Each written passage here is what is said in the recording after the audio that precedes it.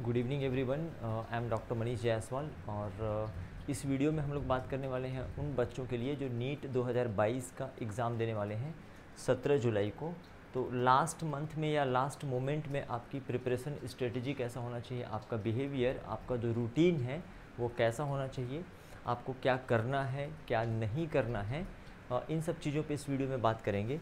तो जब भी बेटा आप लोग नीट की प्रिपरेशन स्टार्ट करते हो तो शुरुआत में जो प्रिपरेशन होता है वो टेस्ट मैच की तरह होता है। मैं क्रिकेट की बात कर रहा हूँ, टेस्ट मैच की तरह। कुछ महीनों के बाद आप वनडे की तरह प्रिपरेशन करते हो, मतलब आपकी प्रिपरेशन की स्पीड भी बढ़ जाती है, साथ में आपकी लर्निंग की भी स्पीड बढ़ जाती है। लेकिन अब क्योंकि एग्ज़ाम इतना पास आ चुका है, अराउंड 1 मंथ बचे हैं, जब आप ये वीडियो देख रहे होगे तो हो सकता है कि उससे भी कम समय बचा हो।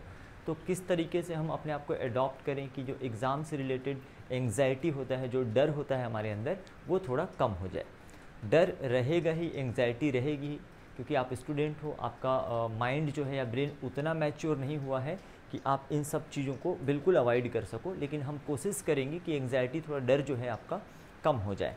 तो अभी जो प्रिपरेशन का जो आपका टाइम है, मैंने कहा टेस्ट मैच, टेस्ट से वनडे मैच, और ये जो लास्ट मोमेंट होता है ये बिल्कुल 2020 मैच की तरह होता है। और इसी तरीके से आपको स्टडी करनी होती है, सारी चीज़ों को समेटना, संभालना, जो साल भर आपने सीखा है, लर्न किया है, जो कॉन्सेप्ट आपने पढ़ा हुआ है, जो चीज़ें आपने याद करी हुई हैं, उन सब चीज़ों को एक साथ संभालना और अपना बेस्ट देना। 17 जुलाई को, 17 जुलाई को आप अपना बेस्ट परफॉर्मेंस वहाँ पे दे सकें।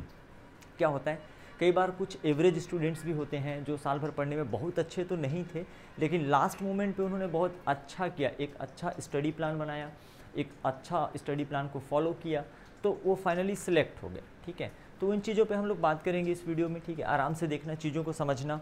आपके पास अपने सुझाव भी हो सकते हैं, अपने आइडियाज़ भी हो सकते हैं, आपको हो सकता है कि वो बेटर लगे तो आप उसको फॉलो बिल्कुल करिएगा। ये जो मैं आपके साथ शेयर कर रहा हूँ ये मेरा पर्सनल एक्सपीरियंस भी रहा है, साथ ही साथ इतने सालों का जो टीचिंग एक्सपीरियंस है, जो बच्चों को मैंने सिखाया है, पढ़ाया है, जो ऑब्ज़र्व किया है, उसके बेसिस पे, और मेरे मेडिकल लाइफ के बहुत सारे दोस्त थे, फ्रेंड्स थे, तो उनसे भी कुछ डिस्कस करके मैं आप लोगों के लिए ये प्रेजेंट कर रहा हूँ। तो सबसे पहले हम क्या देखते हैं कि हमको करना क्या चाहिए। देखिए, अब आप उस स्टेज में हैं कि अब मैं आपको ये नहीं कहूँगा कि आप एक टाइम टेबल बना लो, तो ऑलमोस्ट लोगों का टाइम टेबल बना होता है, आपको उसी टाइम टेबल को फॉलो करना है। उसमें कुछ करेक्शन, कुछ इंप्रूवमेंट की अगर आपको ज़रूरत या गुंजाइश दिखती है तो उस टाइम टेबल को आप लोग थोड़ा सा करेक्ट कर लीजिए।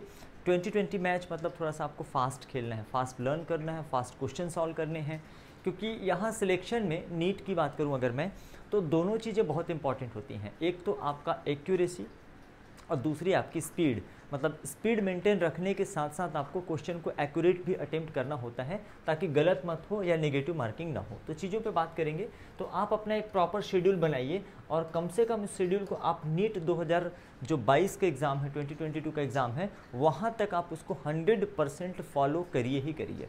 अब इतना डिफ़िकल्ट भी टाइम टेबल मत बना लेना जो 1 या 2 दिन तो फॉलो हो जाता है, पर तीसरे चौथे दिन से फिर वो स्किप करने लगते हो आप। ठीक है, नाउ अब देखते हैं बेटा रिवीजन प्लान की। रिवीजन प्लान से पहले मैं आपको बता दूं, अगर आपका सिलेबस 100% ऑलरेडी कंप्लीट हो चुका है तब आप पूरे 100% सिलेबस को रिवाइज करिए, राइट। लेकिन उन बच्चों का, लाइक जैसे कुछ बच्चे हैं जिनका सिलेबस 100% कंप्लीट नहीं हुआ है, 90% हुआ है, 85% हुआ है, तो अभी कुछ नया पढ़ने की कोशिश मत करो। पहले ऑलरेडी जितना आपने पढ़ लिया है 80%, 85% या 90%, उसके अकॉर्डिंग ही आप रिवीजन स्टार्ट कर दो। क्योंकि ऐसा ज़रूरी नहीं है कि आप 720 में पूरे 720 मार्क्स के क्वेश्चन अटेम्प्ट करके आएँ। अगर आप इसका 80% भी अटेम्प्ट करते हैं और उसमें से 75% भी करेक्ट होते हैं, तब भी आपको एक गवर्नमेंट मेडिकल कॉलेज बहुत आसानी से मिल जाएगा। तो इस चीज़ को हमको ध्यान रखना है कि पहले नया कुछ न पढ़ के ऑलरेडी जो पढ़ा हुआ है, क्योंकि एक चीज़ ध्यान रखिएगा बेटा, बिना रिवीजन किए, विदाउट रिवीजन जो आपने पढ़ा हुआ है उसको जीरो ही माना जाता है। बिना रिवीजन के ये जो 80% भी आपका सिलेबस हुआ है उसको हम लोग जीरो ही कंसिडर करेंगे। तो आपको रिवीजन पे फोकस करना है। इस 1 महीने में आप एक रिवीजन प्लान या शेड्यूल बना लो। ध्यान रखें, अब जो हमारे पास 3 सब्जेक्ट हैं, फिजिक्स, केमिस्ट्री एंड बायोलॉजी, आप कोशिश करिए कि इसका कोई 38 चैप्टर है बेटा, 38 चैप्टर है बायोलॉजी में, कोई सिंगल चैप्टर भी छोड़ के मत जाइएगा। बहुत ही आसान होता है, ईजी होता है, NCERT बेस्ड क्वेश्चन आते हैं, बायोलॉजी डिफ़िकल्ट सब्जेक्ट नहीं है, स्कोरिंग सब्जेक्ट है। आप इसमें अच्छा स्कोर करेंगे तो आपका टोटल मार्क्स इंप्रूव होगा। इसका मतलब ये बिल्कुल नहीं है कि आप फिजिक्स और केमिस्ट्री को अवॉइड करेंगे। डेफिनेटली सिलेक्शन में तीनों सब्जेक्ट का अपना अपना रोल होता है, अपनी अपनी भूमिका होती है, तीनों करना है। लेकिन अगर आपको कभी 1 या 2 चैप्टर छोड़ने की नौबत आती है तो बायोलॉजी से मत छोड़िएगा, क्योंकि बायोलॉजी आसान है, ईजिली आप उसमें स्कोर कर सकते हैं और NCERT बेस्ड क्वेश्चन ज़्यादातर आपको देखने को नीट के एग्जाम में मिलेंगे। तो पहले तो ये आपका रिवीजन प्लान है, जो अपना स्टडी शेड्यूल है, रिवीजन के अकॉर्डिंग आप कर लीजिए, ठीक है। देन आप साथ ही साथ में जब चाहे कोई भी सब्जेक्ट पढ़ रहे हो, फिजिक्स केमिस्ट्री बायोलॉजी, तो फाइनल डे रिवीजन के लिए 1 या 2 दिन जब आपके एग्जाम बचे होते हैं तो अब आपके पास इतना समय नहीं होता कि पूरी बुक या फिर कोई नोट्स या जो प्रीवियस ईयर के टेस्ट पेपर हैं वो पलट सकें। तो उस दिन के लिए भी आपके पास कुछ कंटेंट होना चाहिए जिसको आप जल्दी जल्दी रिवाइज कर सको। तो जो फैक्ट होते हैं, जो फार्मूलेज होते हैं, जो इंपॉर्टेंट, जो आप क्वेश्चन सॉल्व कर रहे हैं उस टाइम पे आपको जो इंपॉर्टेंट फार्मूलेज मिलते हैं, उन सारी चीज़ों के लिए ना एकदम शॉर्ट सा नोट्स बना लो। एक पतली डायरी 10 पेज की, 20 पेज की, सब्जेक्ट वाइज आप बना लीजिए।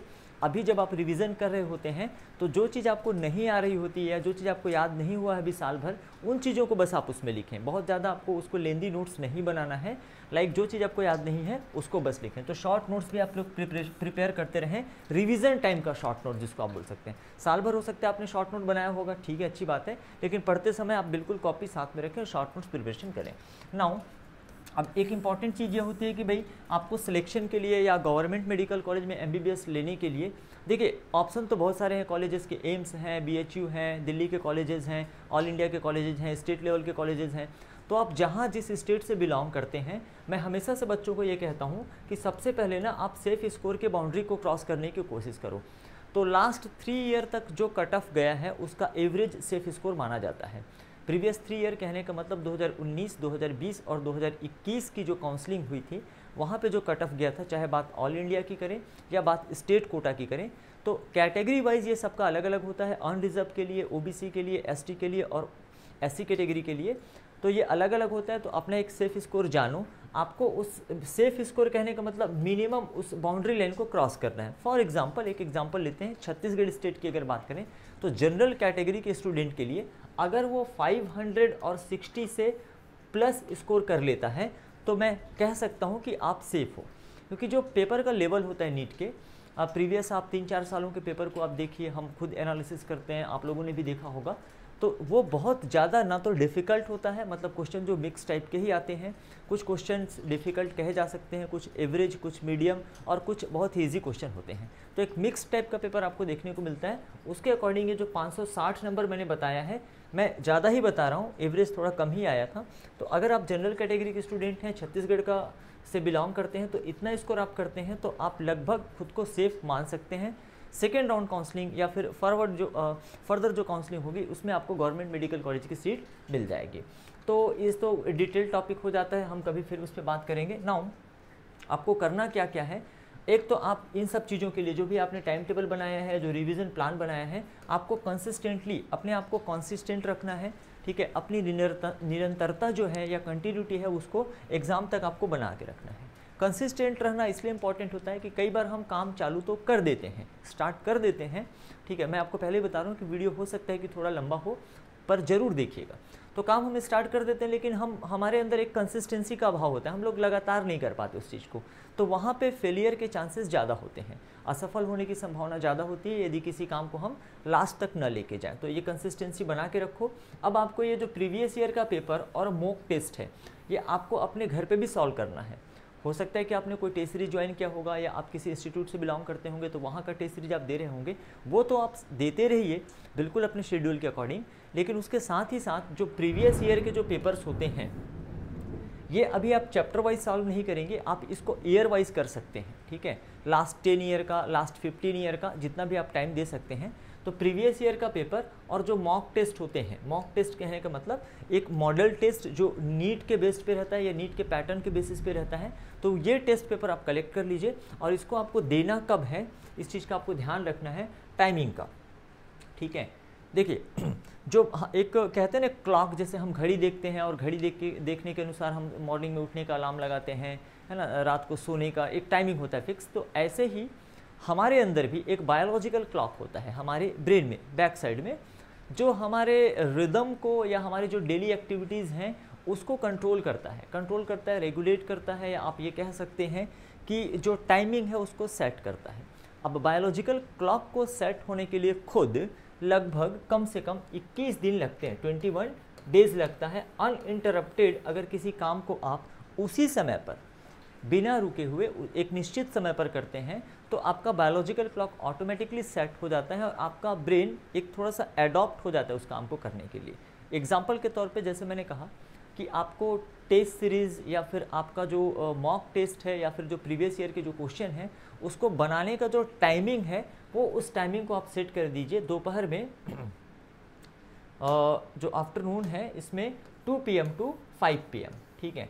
किसी भी हालत में, किसी भी सूरत में इस समय में आप 2 से 5 जो है सोए मत, ठीक है, नींद मत लें, कोई भी कंडीशन हो सकता है, ठीक है। और ये कंटिन्यूअसली आपको अगले 1 महीने तक करना ही है। अगर आप पेपर सॉल्व नहीं करते हैं तो आप उस समय पे क्वेश्चन प्रैक्टिस करिए, आप पूरे दिन भर रिवीजन करिए, सुबह से लेकर 2 बजे तक रिवीजन करिए या 5 बजे के बाद रात को 12 बजे तक रिवीजन करिए, ये बहुत मैटर नहीं करता। लेकिन इस समय पर 2 बजे से लेकर 5 बजे तक आपको सोना नहीं है, कोई दूसरा वर्क नहीं करना है, कम से कम आपको बैठने की तो प्रैक्टिस करनी ही करनी है, ठीक है। अगर आपके घर में एयर कंडीशन लगा है, एसी लगा हुआ है तो बंद कर दीजिए, क्योंकि जिस एग्ज़ाम हॉल में आप जाएंगे एग्ज़ाम देने के लिए तो ज़रूरी नहीं है कि उतना ही फेवरेबल या उतना ही सूटेबल कंडीशन आपको वहाँ पे मिले। तो फ़ैन चालू कर सकते हैं, पंखा चालू करिए, ठीक है, बहुत ज़्यादा गर्मी भी झेलने की ज़रूरत नहीं है। तो उस टाइम पे आपको सिर्फ और सिर्फ प्रैक्टिस करना है ताकि आप अपने बायोलॉजिकल क्लॉक को, अपने ब्रेन को सेट कर सकें उस टाइम के लिए कि इस समय आपका दिमाग काम करे। जब आप क्वेश्चन सॉल्व कर रहे हो तो उसके सही आंसर आए। अगर आपने इस समय पे सोने की आदत डाल दी, आपको नींद आता है, तो जब आप एग्ज़ाम हॉल में जाएंगे, एग्ज़ाम देने के लिए जाएंगे तो उस समय भी आपको नींद ही आएगा अनइंटरप्टेड एटलीस्ट फॉर 21 डेज। अब इसका मतलब ये नहीं है कि आज से 21 दिन तक आपने किया और 22वें दिन से फिर अपने पुराने रूटीन पे लौट गए। तो आपको नीट 2022 मतलब 17 जुलाई से पहले तक 16 जुलाई तक ये रूटीन मेंटेन करना है ताकि आपका बायोलॉजिकल क्लॉक बहुत बढ़िया से सेट हो जाए। हम लोग वापस आते हैं, कुछ और भी पॉइंट्स हैं हमारे पास, ठीक है, राइट। जैसे मैंने आपको बताया सिलेबस इसका डेफिनेशन ही होता है बेटा, जो कभी पूरा ना हो सके उसे सिलेबस कहते हैं। तो अगर आपका 720 आउट ऑफ 720 का सिलेबस कंप्लीट हो गया है तो आप 100% उसका रिवीजन कर लीजिए। अगर नहीं हुआ है तो जितना परसेंट भी सिलेबस हुआ है, 70% हुआ है, आप पहले उसको रिवाइज कर लो, देन नया टॉपिक पढ़ो। आपके 80% हुआ है, आप पहले उसको रिवाइज कर लो, उसके बाद पढ़ो। बायोलॉजी को छोड़ना नहीं है, किसी भी चैप्टर को नहीं छोड़ेंगे बायोलॉजी के। अब इस दौरान 1 महीने के दौरान पढ़ाई तो इम्पॉर्टेंट है ही, आपकी स्टडी नो डाउट, क्योंकि आपका रिजल्ट जो बनने वाला है आपके सब्जेक्ट से बनने वाला है। लेकिन इन बिटवीन दैट आपको अपने डेली रूटीन को भी मेंटेन करना होता है। और मैं हमेशा बच्चों से ये चीज़ कहता हूँ कि आपको 3 चीज़ों पे फोकस करना है, रहना, खाना और सोना। ये 3 चीज़ें आपका बढ़िया होना चाहिए। लाइक कैसे रहना है, स्टे पॉजिटिव, आपको अपने विचार जो हैं, थॉट्स जो हैं, थोड़ा सा पॉजिटिव डायरेक्शन में। देखिए हमारा जो ब्रेन होता है, हम जैसा सोचेंगे ना हम वैसे ही बन जाते हैं। आप नकारात्मक सोचते रहेंगे, नेगेटिव सोचते रहेंगे तो आपके दिमाग में वैसे ही ख्याल आएंगे। ऐसे लोगों से मिलते रहेंगे जो नेगेटिव सोचते हैं तो आपके ब्रेन में, आपके दिमाग में ऐसे ख्याल आते रहेंगे। तो बेटर क्या है कि आपको कोशिश करना है, कोशिश करके देखिए, स्टे पॉजिटिव, ठीक है, everything is fine, everything is good, ठीक है, कोई दिक्कत नहीं है। आपका काम, हमारा काम है मेहनत करना। अब रिजल्ट चाहे जो भी होगा हम लोग वो 17 जुलाई के बाद बात करेंगे। तो आप पॉजिटिव रहिए, आपको पॉजिटिव रहना है, ठीक है। बैलेंस्ड डाइट लेना है, कोशिश करिए। ये थोड़ी सी दिक्कत होती है जो हॉस्टल में रहते हैं, जो बच्चे या जो घर से बाहर रहकर पढ़ाई कर रहे हैं, कैसे मैनेज करें। तो फिर भी आपको कैसे भी करके देखना है कि आपका जो डाइट है, जो आपका खाना पीना है, ये ओवर ईटिंग ना हो या फिर जितनी आपको रिक्वायरमेंट होती है वो उससे कम ना हो। क्योंकि हमारे बॉडी को एक अच्छी तरीके से फंक्शन करने के लिए, अच्छी तरह से काम करने के लिए मिनरल्स, विटामिन, सारी चीज़ों की ज़रूरत पड़ती है। तो आप अपने डाइट को बैलेंस रखेंगे ताकि आपके हेल्थ पे कोई बुरा इफेक्ट ना दिखे, क्योंकि लास्ट मोमेंट का प्रिपरेशन चल रहा है बेटा, अंतिम समय पर है। 2-4 दिन भी अगर वेस्ट हो जाएगा ना तो इससे एक मेंटल डिप्रेशन आ जाता है। मतलब अगर 3 दिन आपकी पढ़ाई नहीं हुई तो आप अगले 3 दिन तक सिर्फ ये सोचते रहोगे कि 3 दिन तक मैं नहीं पढ़ पाया। तो बेटर क्या है, खाने पीने पे थोड़ा सा अपना ख्याल रखो, ठीक है। बाहर का खाना अवॉइड करें, बाहर का खाना इन द सेंस जो चाट, गुपचुप जो है ना, चटकारे ले लेकर आप लोग वो थोड़ा कम कर दें, ठीक है। हेल्दी डाइट लीजिए, फ्रूट्स वगैरह खाइए, ठीक है, ये सारी चीज़ें। और आपको प्रॉपर रेस्ट भी लेना है, ठीक है। मेहनत करने का ये बिल्कुल मतलब नहीं होता कि एक दिन आप 24 घंटे तक पढ़ाई कर दिए, पूरी रात जग के, और अगले 1 सप्ताह तक सोते रह गए। तो आपको रूटीन को प्रॉपर रखना है, मेंटेन करके रखना है, और कम से कम, ठीक है, मिनिमम कम से कम मैं कह रहा हूँ 6 to 8 आवर, 6 से 8 घंटे आपको नींद लेनी ही है। अब इसको आप स्प्लिट करके ले सकते हैं, एक साथ ले सकते हैं, या आप पे डिपेंड करता है। लगातार 8 घंटे सो सकते हैं या फिर 2 पार्ट में 6+2 कर सकते हैं, इट डिपेंड्स ऑन यू। लेकिन 2 बजे से 5 बजे के बीच में बिल्कुल नहीं सोना है, ये चीज़ आपको ध्यान रखना है, ठीक है। तो रहना, खाना और सोना, इसको बैलेंस करके रखेंगे आप लोग, तो अल्टीमेटली आपकी जो प्रोडक्टिविटी है, आपके काम करने की जो एफिशिएंसी है, जो दक्षता है, वो डेफिनेटली बढ़ेगी और आउटपुट आपको अच्छा मिलेगा। तो आई थिंक इन सब चीज़ों पे डिस्कस हो गया। ये पेज नंबर 3 था, इसको मैंने आपको ऑलरेडी बता दिया है, ठीक है। अब बात कर लेते हैं थोड़ा सा क्या नहीं करना है। तो ऐसा नहीं करना वाला जो कॉन्सेप्ट है, ये तो बहुत सारी चीज़ें हैं, बहुत सारी चीज़ें आपको नहीं भी करनी होती हैं। जैसे कि फॉर एग्जांपल, जैसे अपना टाइम आप लोग बिल्कुल वेस्ट मत करिए। जहाँ भी आपको लगता है कि आपका समय बर्बाद हो रहा है, आपका टाइम वेस्ट हो रहा है, तो उन चीज़ों को कम से कम 1 महीने के लिए, आने वाले 1 मंथ के लिए आप बिल्कुल अवॉइड कर दीजिए, चाहे वो किसी के शादी का फंक्शन हो या किसी का कुछ भी और हो। क्योंकि आपके लिए देखिए सबसे ज़्यादा इंपॉर्टेंट आपका कैरियर है। जिस डायरेक्शन में अभी तक आपने मेहनत किया है, पूरे साल भर, 1 साल, 2 साल, 3 साल बच्चे मेहनत करते हैं, उसका रिजल्ट इस बात पे डिपेंड करता है कि फाइनली आप एग्ज़ाम में कैसा अटेम्प्ट करके आते हैं, ठीक है। मैं एक सेपरेट वीडियो बनाऊंगा कि एग्ज़ाम हॉल के अंदर या एग्ज़ाम से 1-2 दिन पहले आपका कैसा आपका रूटीन होना चाहिए, या फिर कहना चाहिए कि वहाँ की साइकोलॉजी क्या होती है, ये सारी चीज़ें। तो before that don't waste your time. अभी आपको ना खुद से एक सवाल करना है कि जो भी काम आप कर रहे हो, जो भी काम कर रहे हो, या इवन ये वीडियो भी देख रहे हो आप, तो आपके लिए एक क्वेश्चन होना चाहिए कि ये काम जो आप कर रहे हो आपके नीट सिलेक्शन में हेल्पफुल है या नहीं है। क्वेश्चन समझ में आया? अगर इस क्वेश्चन का आंसर आता है यस, तो आप उस काम को कंटिन्यू कर लो, और अगर उस क्वेश्चन का आता है नो, तो ठीक है ना, 17 जुलाई के बाद करेंगे, कोई दिक्कत नहीं है। क्वेश्चन समझ में आ गया? जो भी काम आप करें तो उसके लिए एक क्वेश्चन कर लें कि ये जो काम है नीट के सिलेक्शन में हेल्पफुल है या नहीं है। If answer is yes then continue, अगर आंसर आता है नो तो ठीक है, कर लूँगा मैं 17 जुलाई के बाद, कोई दिक्कत नहीं है।